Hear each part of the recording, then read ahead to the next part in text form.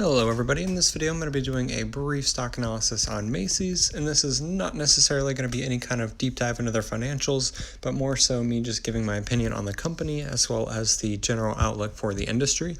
Here is a 5-year chart for Macy's. You can see they're currently at about $7, where at 5 years ago they were at about $60, so seeing a huge decline here, and not even recently, just really over long term, the last 5 years, steadily declining in stock price. And even if we look at the year-to-date chart, at the beginning of the year, they were at about $17, and then the stock dipped all the way down to $4.38, and they've currently come back up to $7, but even cruise stocks, which are arguably the stocks that are most affected right now, have recovered far more than Macy's has, so definitely not good in the story of Macy's for their stock only being back up to $7. And if we look at their revenue and earnings for the last 4 quarters, we can see actually a bit of an increase in revenue for Q1 of 2020, and then lowest revenue in several quarters, as well as huge negative earnings. And I expect to see negative earnings for Q3 of 2020 as well. And they are really not in any kind of position to recover from those earnings with any kind of meaningful, or really in any kind of meaningful way, without significantly downsizing. And then I just wanted to note a couple of things on the right-hand side here. First is their dividend yield. This says it's at 22.81, but it's actually currently disbanded. They're not actually paying a dividend yield, so it's actually at 0. And then the market cap is actually still over $2 billion, which I was a little bit surprised to see. At its previous low, it was around $1.5 billion, I guess.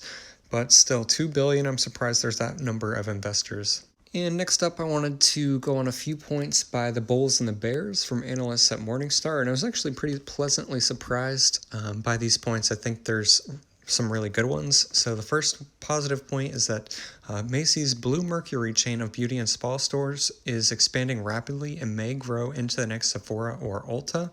And I think really for Macy's to be able to succeed in any way, they have to do 3 things. One is continue to rapidly expand this Blue Mercury chain.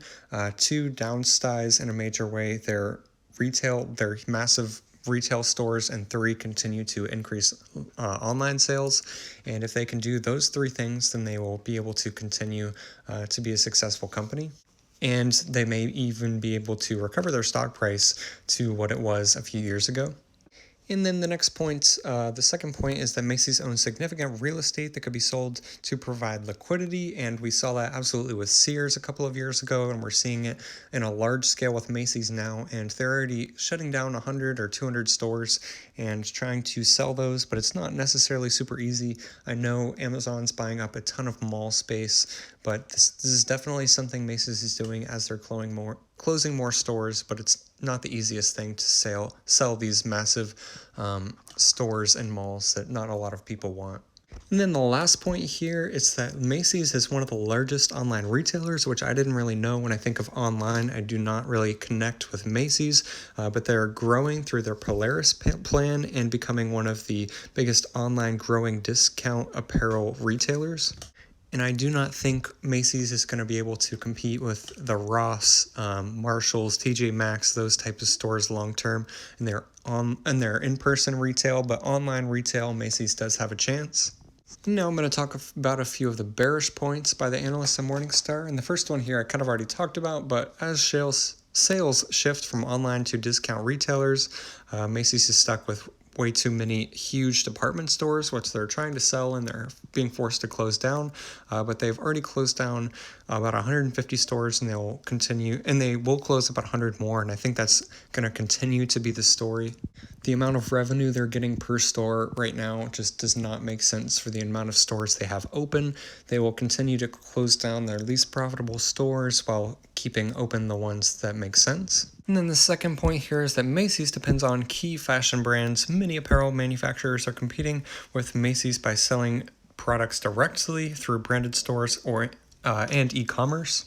And this is absolutely a huge problem for Macy's now and in future years. They're not only directly competing with other retailers in person and huge department stores, but also the online retailers. And it still kind of remains to be seen if they're going to be able to successfully do that long term. But right now, I would say it's not looking great.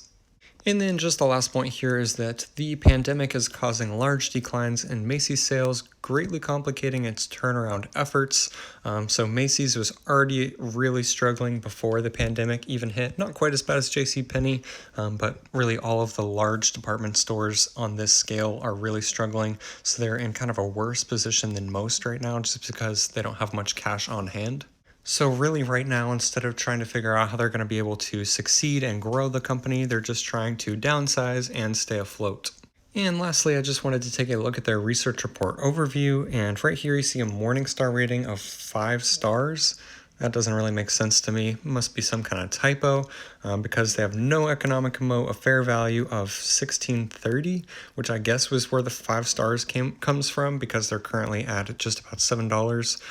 But they should not have 5 stars just because they are currently at such a low value. And I think they're kind of near a fair value just because they have no growth prospect. And their uncertainty is high, which I would agree with. And then stewardship, I really do not know a lot about their top management, so I suppose that's fair. Anyways, I make a ton of other brief stock analysis videos very similar to this one on my channel, so if you enjoyed, please be sure to come and check those out. Subscribe for more content, and thank you so much for watching to the end.